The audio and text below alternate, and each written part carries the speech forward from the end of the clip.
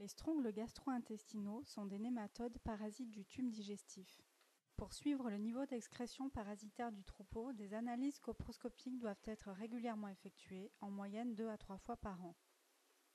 Les analyses coproscopiques consistent à compter le nombre d'œufs de parasites présents dans les prélèvements de fécès.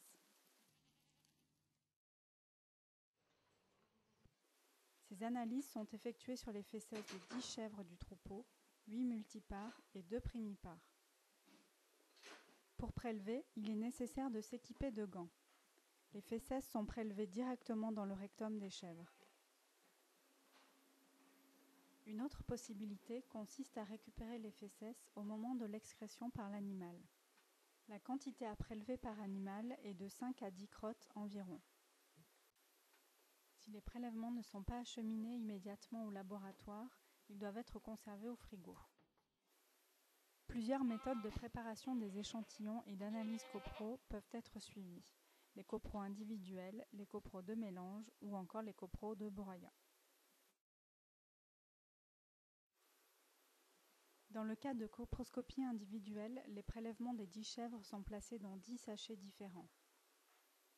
Chaque sachet est identifié avec le numéro de la chèvre prélevée. La moyenne des 10 résultats d'analyse donne une image de l'état sanitaire du troupeau. La deuxième méthode, dite de mélange, consiste à mélanger dans un seul et même sac les 10 prélèvements effectués sur les chèvres.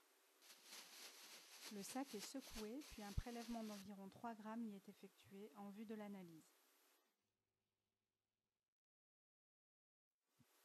Une troisième méthode, dite de broyat, a été testée à la station expérimentale Caprine du Pradel en 2006. Dans ce cas, les 10 prélèvements sont placés dans un mortier, puis écrasés jusqu'à l'obtention d'un produit totalement broyé.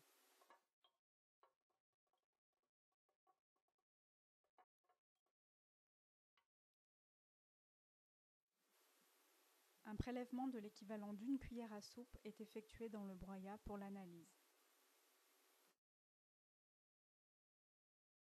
En conclusion, en coproscopie individuelle, 10 analyses individuelles sont réalisées sur les 10 chèvres prélevées.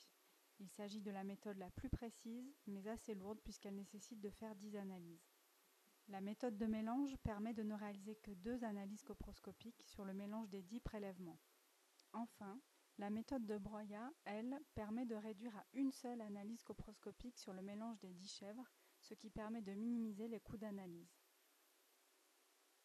De plus, la comparaison des méthodes de mélange et de broyat avec les coproscopies individuelles met en évidence un pourcentage d'écart de 12% avec le mélange contre 2% seulement avec le broyat.